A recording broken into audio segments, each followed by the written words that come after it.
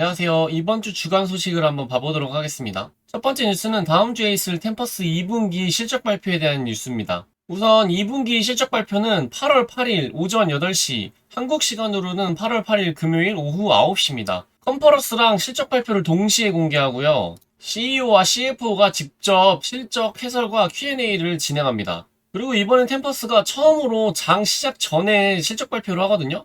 장전 발표를 BMO라고 하고 장후 발표를 AMC라고 하는데 어쨌든 처음으로 이 BMO 장전 발표를 합니다. 실적 발표를 장 전에 하는 기업들의 이유들을 좀 살펴보면 우선 실적이 자신 있을 때예요. 시장이 열리기 전 실적을 자신 있게 미리 공개해 긍정적 반응을 유도하려는 경우가 많고 장 시작과 함께 강한 상승을 유도하려는 경우가 있어요. 그리고 컨퍼런스 콜 타이밍 조정이 있는데 CEO와 CFO 일정에 따라 오전에 시간을 내기가 쉬울 수 있어요. 특히 벤처 AI 스타트업들이 그런데 근데 템퍼스는 지금까지 장후에 발표를 해왔던 기업이기 때문에 이거랑은 크게 상관없을 수도 있는데 어쨌든 이런 이유도 있고요. 다음으로는 시장 불확실성 최소화입니다. 장중 발표를 피함으로써 주가 급등락 리스크를 줄이고 분석가나 기관이 충분히 해석할 시간을 가질 수 있게 해요.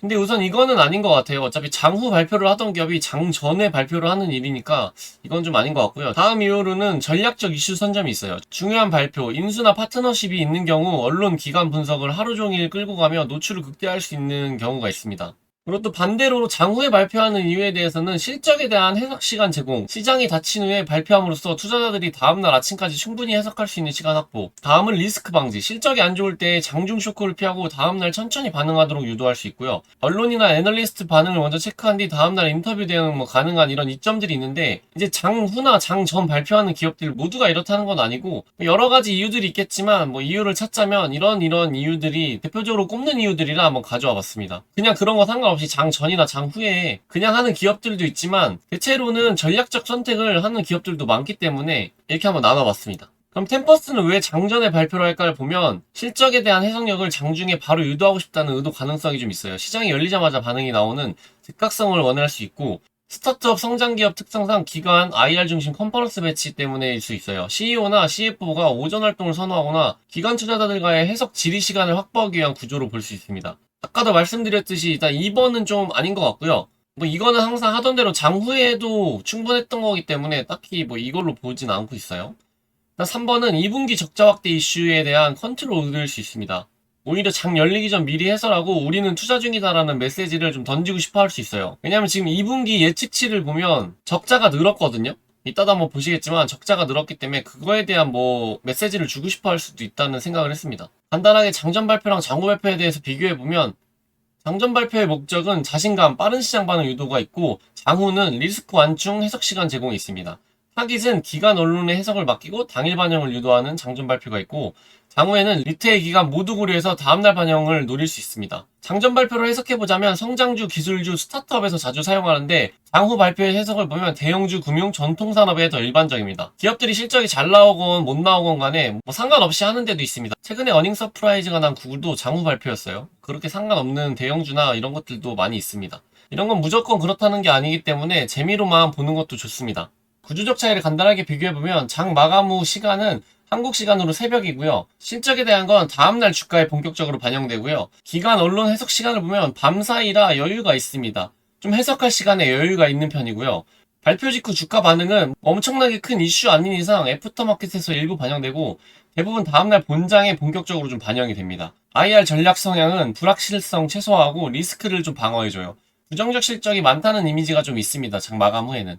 장 시작 전 발표는 한국 시간 오후 저녁이고요. 바로 프리장과 본장에 그날 반영됩니다. 기관 언론 해석 시간은 시간이 좀 촉박해요. 개장 직전에 바로 해석돼서 반응하는 경우가 많고 프리마켓에서 바로 반응하는 편입니다. IR 전략은 자신감 피력, 즉각 반응 유도, 긍정적인 실적이 많은 이미지가 있습니다. 지금까지 과거 템퍼스는 전부 장 마감 후 AMC였는데 이번만 좀 특이하게 BMO로 변경됐거든요. 그래서 왜 이런 선택이 달라졌을까를 보면 이전에는 조용히 발표하고 다음날 반응을 기다리는 반면 이번엔 당일 시장 반응을 노린 임팩트 전략 아닌가 하는 해석이 되고요. 특히 2분기는 엄브리 및 딥식스 인수, 파토스 라이선스 계약과 매출 성장 집중 등 주요 뉴스가 많은 시기라 IR 메시지를 즉시 시장에 전달하고 싶었던 것으로 좀 보여집니다. 그럼 이제 실적에 대해서 잠깐 보시면 1분기 실적은 굉장히 좋았습니다. 성장세가 돋보였지만 현금 보유에서 많이 떨어진 모습을 볼 수 있습니다. 이유는 엄브리라는 유전체 기업과 딥식스, 임상 매칭 AI 인수 관련 비용이 집중돼서 그렇고요. 인력, R&D 판관비 증가 등 전략적 지출 확대 때문에 그렇습니다. 템퍼스는 또 R&D에 엄청 많이 투자를 하고 있는데요. 현재 구조상 R&D와 고정비만 줄여도 흑자 전환도 이론상 가능해요. 하지만 회사는 미래 경쟁력 확보를 위해 과감히 적자를 감수 중입니다.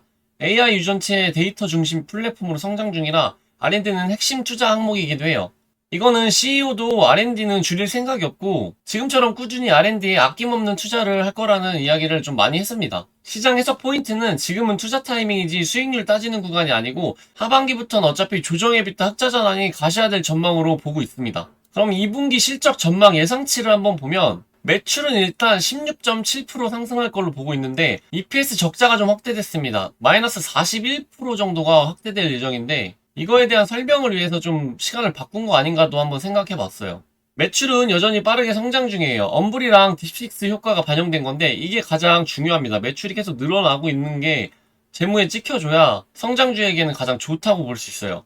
하지만 여러 가지 비용도 같이 증가했습니다. EPS는 일시적인 악화일 수 있는데 이거는 실적 발표 때 한번 봐야 될 것 같아요. 중요 포인트는 총 이익률인데 이게 60% 이상 어느 정도 유지가 되는지와 그리고 고정비 대비 매출 레버리지 효과는 하반기부터 본격 반영될 예정입니다. 기업 전략 및 투자자 관점 해석을 좀 보면 템퍼스는 단기 실적보단 장기 성장 스토리를 강화하는 중이고요. 대형 파트너십 계약이 계속 줄을 잇고 있습니다. 아스트라제네카나 파토스 AI와 대규모 AI 모델 공동 개발이 있고 파토스로부터 3년간 데이터 라이선스 수익도 예정이 있습니다. 중장기 투자자가 봐야 될 건 엄브리 인수가 유전체 매출을 끌어올렸고 딥식스 인수가 AI 데이터 사업부를 본격 확장했고요. 플랫폼 데이터의 복합 성장을 좀 노리고 있습니다. 장전 실적 발표 전환의 의미도 다시 한번 보면 원래 항상 장 마감 후 실적 발표였는데 이번 2분기만 장 시작 전으로 바뀌었어요. 이는 IR 전략 전환점으로 좀 해석할 수 있고요. 좀 해석해보자면 시장의 실적 메시지를 개장 전부터 즉시 전달하고 싶어하고 자신 있는 해석을 프리마켓부터 주도하려는 시도로 좀 보입니다. 단기 수치보다 미래 성장 중이라는 해설을 먼저 전달하려는 의도로 볼 수 있을 것 같아요. 이건 뭐 당연히 아닐 수도 있습니다. 당연히 아닐 수도 있는데 이번만 장 시작 전으로 바꾼 건 EPS 적자 확대에 대한 뭐 설명이라든지 무슨 아마 의미가 있지 않을까 싶습니다. 저는. 이 실적에 대한 얘기는 8월 8일 실적 발표가 난 다음에 다시 한번 좀 자세히 봐보도록 하겠습니다. 두 번째 뉴스는 트위터에서 좀 재밌는 게 있어서 한번 가져왔습니다. 이 데이터의 중요도를 얘기하면서 템퍼스가 아직 저평가다라고 얘기하는 글이 있어서 한번 가져와 봤습니다. 우선 데이터 회사들의 몸값을 좀 비교해 볼 텐데요. 왜 이 이야기가 나왔냐면 템퍼스는 매달 10만 명 이상 환자 데이터가 유입되는 세계 최대 규모의 AI 기반 정밀의료 기업인데 시가총액은 지금 110억 달러 정도로 너무 싼 거 아니냐? 뭐 이런 소리입니다. 왜 그런지 보면 플랫아이언 헬스라는 기업은 암 진료 전자의무기로 기업인데 데이터가 1000만에서 1500만 명 환자의 데이터가 있습니다. 18년도 기준으로 19억 달러에 인수됐어요. 다음은 파운데이션 메디슨이라는 기업인데 여기는 정밀의료 NGS 진단 기업입니다. 여기도 1000만 유전체 데이터가 있고 암 유전체예요. 24억 달러에 인수됐습니다. 여기도 18년도에 인수됐습니다. 그리고 다음은 23andM인데 IPO 당시 40억 달러의 가치를 인정받았어요. 여기는 소비자 대상으로 유전체 검사를 해주는 곳인데 1200만 유전체를 가지고 있습니다. 여기는 인수된 게 아니고 상장 기업인데 지금은 좋은 활약을 보여주지 못해서 기업 가치가 굉장히 낮은 상태예요. 그 다음에 이제 템퍼스를 보실 텐데 현재 시총은 110억 달러 정도 됩니다. 여기는 300 페타베이스 플러스 환자 800만 유전체를 보유하고 있어요. 그리고 매월 10만 명의 데이터가 신규로 쌓이고 있고요. 특징은 AI와 유전체, 임상 데이터가 통합된 통합기업이라고 보시면 됩니다. 이제 데이터가 어느 정도 차이인지 좀 감이 안 오실 텐데 이제 다른 기업은 외장하드 하나나 서버 한 대쯤 분량인데 템퍼스는 데이터 센터 3, 4개 분량이에요. 근데 거기다가 AI 분석 플랫폼까지 갖춘 데이터 공장이라고 보시면 됩니다. 요약을 해보면 23andM이나 파운데이션이 책장 하나 분량이면 템퍼스는 도서 건물 전체라고 보시면 되고요. 단순 유전체 숫자만 비교해도 10배에서 20배 이상입니다. 게다가 템퍼스는 유전체, 임상, 병리, 약물까지 전부 갖고 있는 기업이에요. 다시 한번 좀 이해되게 정리해보면 환자 수는 템퍼스가 뭐 당연히 많고요. 유전체 데이터 양은 모두 합쳐도 템퍼스에 미치지 못해요. 임상 진단 연계도도 템퍼스가 병원 실시간 진료와 직접 연동되어 있기 때문에 데이터의 질과 속도 모두에 앞서 있습니다. 이 20억 달러 정도에 인수된 두 개 기업보다 데이터량이 10배에서 20배 이상 많은데 기업 가치는 현저히 낮게 평가받고 있다는 이야기입니다. 위 기업들이 수년 전에 20억에서 40억 달러를 평가받았는데 템퍼스는 그 모든 걸 가지고도 지금 현재 시대에 110억 달러밖에 인정받지 못하고 있어요. 매출도 이미 1조 6천억 이상 찍고 있습니다. 파운데이션은 매출은 거의 없는 상태에서 인수됐어요. 그러니까 데이터만 보고 인수된 기업이라고 보시면 돼요. 의료 데이터가 생각보다 가치가 높습니다. 근데 템퍼스는 데이터 규모는 수십, 수백 배 이상이고 병원과 직접 연결된 실시간 의료 데이터 네트워크를 갖고 있고 환자 한 명당 임상, 유전체, 병리 이미지, 처방 결과를 전부 축적하고 있고요. 거기에 AI 모델까지 얹어서 활용 중이에요. 매달 10만 명 이상 신규 환자 데이터도 실시간으로 유입되고 있습니다. 그래서 결론적으로 왜 저평가일까를 보면 데이터 자산은 고평가 요인은 맞아요. 세계 최대 통합 플랫폼이고 수익성은 아직 적자 상태입니다. 그래서 이거는 저평가 요인으로 볼 수 있고요. 따지고 보면 R&D 투자 때문에 적자인 거기 때문에 이것도 나중에 어차피 해소가 될 문제긴 합니다. 그리고 IR 전략은 파트너십 플랫폼 확장 중이기 때문에 장기 성장을 기대해 볼 수 있고요. 시장 인식은 AI 의료 데이터 수익화가 아직 익숙하지 않기 때문에 좀 과소평가예요. 헬스케어 섹터가 지금 엄청난 과소평가를 받고 있거든요. 그거에 대해서도 한번 나중에 영상으로 좀 다뤄보겠습니다. 한 줄 해석을 해보자면 이 정도 데이터 자산을 가진 회사가 이 시총이라면 아직 시장은 템퍼스를 진짜 데이터 회사로 인식하지 못하고 있다고 볼 수 있습니다. 결국에 정상적인 평가를 받으면 주가는 더 올라갈 수 있는 여력이 충분하다고 보고 있어요. 세 번째 뉴스는 아메리칸 AI 액션 플랜이라는 행정명령이 나와서 이걸 한번 좀 봐보겠습니다. 우선 아메리칸 AI 액션 플랜은 법안이 아니라 정책 문서라고 볼 수 있습니다. 백악관이 대통령 명령에 따라 작성한 전략 지침문이라고 보시면 돼요. 그래서 이 문서가 뭐냐면 이름은 아메리칸 AI 액션 플랜이고요. 발표 시점은 25년 7월 아마 23일일 거예요. 형태는 백악관 정책계획으로 나왔고요. 법적 효력은 없습니다. 법률이 아니고 행정부 내부의 전략 문서예요. 근거는 대통령의 행정명령에 기반해서 OSTP와 연방부처가 공동 기획했다고 합니다. 그럼 일단 법안이랑 뭐가 다르냐면요. 정책 문서의 작성 주체는 백악관입니다. 행정부고요. 법안은 상하원, 입법부예요. 통과 절차는 없습니다. 행정부 내부 발표고 법안은 하원, 상원 통과와 대통령 서명을 거쳐야 돼요. 강제력을 보면 정책 문서는 직접 강제력은 없습니다. 행정부 지침 수준이라고 보시면 돼요. 법안은 법적 구속력을 당연히 갖고 있습니다. 예산 동원은 일부 가능해요. 정책 문서는 행정명령과 예산 사용 범위 내에서 가능하고 법안은 공식 예산 배정이 필요합니다. 우선 이번 통과 및 시행되는 트럼프 AI 법안과 행정명령을 좀 요약해보면 바이든 시절 규제 등은 폐지됐고요.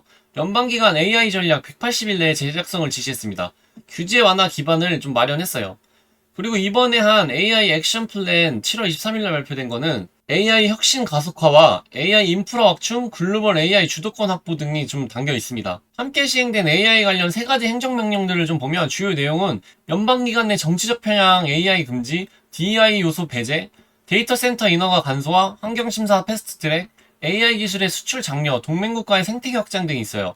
실패한 조항도 있는데 주단위 AI 규제 금지 조항은 상원에서 삭제됐습니다. 주단위 규제는 가능해요. 이 법안의 핵심 기조와 강조점을 좀 보면 규제는 최대한 완화했습니다. 사전심사 폐지, 규제 샌드박스 확대, 민간주도 원칙이고 데이터 인프라는 적극 확장했습니다. 데이터 센터 빠른 허가, 전력통신 인프라 투자 확대가 있고 기술 생태계의 강조는 미국식 확장에 있어요. AI 기술 스택 수출과 동맹국 플랫폼 장악 전략이 있고 보안 통제는 일부 유지했습니다. 의료나 국방 등 민간 분야는 이제 확 풀지 않았습니다. 그래서 템퍼스에 미치는 영향을 좀 한번 보면 긍정적 영향은 규제 완화가 있습니다. 의료 AI 제품의 검토, 허가 절차가 빨라질 수 있어요. 우선 의료 섹터다 보니까 저는 규제에 대한 리스크가 어느 정도 있었거든요. 그 의료에 AI가 접목되다 보니까 아무래도 그 규제가 들어올 수 있다는 그런 리스크, 잠재적인 리스크가 있었는데 그런 거는 이제 별로 생각을 안 해도 될 것 같고요. 데이터 인프라 확장이 있습니다. 템퍼스가 운영 중인 분석 서버, AI API 클러스터의 정부 인프라 지원 수의 가능성이 있어요. 그리고 AI 생태계 확장, 자사 플랫폼 템퍼스 원 기반의 수출 파트너십 연구 협력 확대가 유리해졌습니다. 그리고 중국 견제 강화가 있는데 템퍼스가 보유한 미국 내 임상 유전체 데이터의 전략적 가치가 상승될 가능성이 있어요. 중립 또는 불확실한 영향을 한번 살펴보면 데이터 공개에 대한 압력과 압박이 좀 있을 수 있어요. 국가 AI 연구 리소스 등 플랫폼의 일부 데이터 공유 요구 가능성이 있고 특히 공공연구 협력 시에 좀 있을 수 있습니다.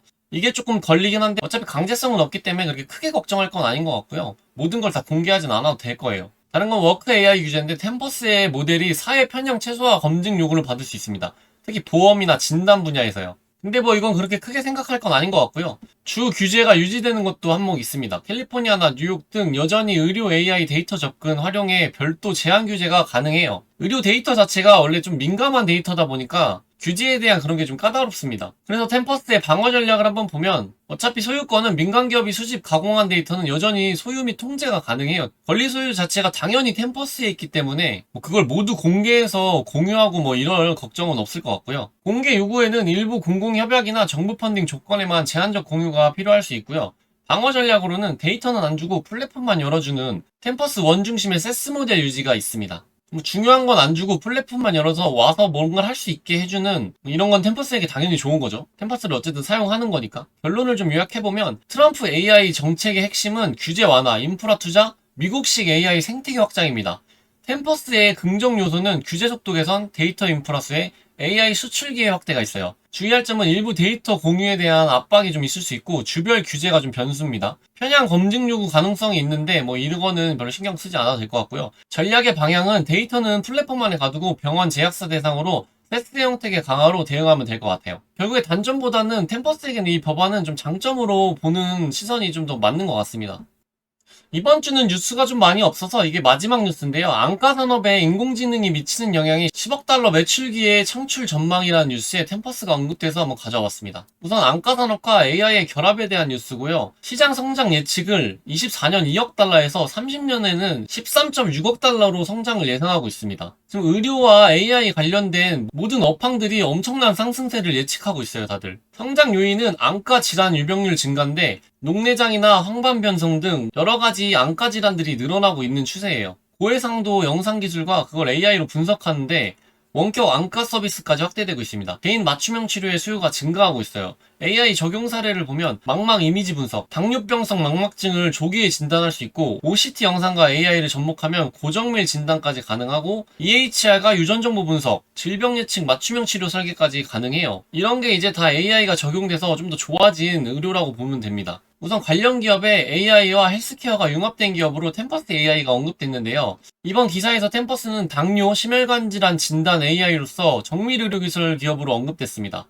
안과와 직접적인 연관도 없고 언급은 없었지만 이 기사에 포함된 이유는 템퍼스의 이미징 AI와 정밀 진단, EHR 데이터 통합 역량이 안과에서도 확장될 수 있기 때문이라고 좀 추정해요. 뭐 기타 이런 여러 가지 기업들이 있고요. 간단하게 간접적인 연결고리를 한번 보면 템퍼스는 이미지 분석, ECG, CT 등 영상 기반 진단을 하고요. 안과 AI 시장 기회는 OCT 기반 망막 영상 분석에 활용의 가능성이 있습니다. 그리고 템퍼스는 EHR과 유전정보 영상 데이터 통합 활용으로 정밀의료 플랫폼으로 자리 잡았는데 여기에 맞춤형 안과 치료까지 확장이 가능하다고 보고 있어요. 그리고 원격으로 인프라는 병원 세스 플랫폼을 운영 중이기 때문에 원격 안과 진단으로의 확장 가능성까지 향후 사업 기회가 있는 편입니다. 그래서 요약 결론을 좀 내보면 템퍼스는 현재 안과 분야에 직접 사업은 없어요. 그러나 기사에서 템퍼스가 언급된 이유는 AI 기반 정밀의료 플랫폼과 기술 인프라가 향후 안과 영상 분석 진단에 확장될 여지가 크기 때문이라고 좀 봤고요. 의료 AI 기업으로서 시장 확장성 및 응용 범위를 넓히는 방향성 측면에서 긍정적인 시그널이 있던 뉴스였습니다. 오늘은 FDA 이후로 좀 큰 뉴스나 뭐 기업 뉴스가 그렇게 많지 않아서 이렇게만 좀 다뤄봤고요. 제 영상이 마음에 드셨거나 템퍼스 주주시라면 구독과 좋아요 부탁드리겠습니다. 감사합니다.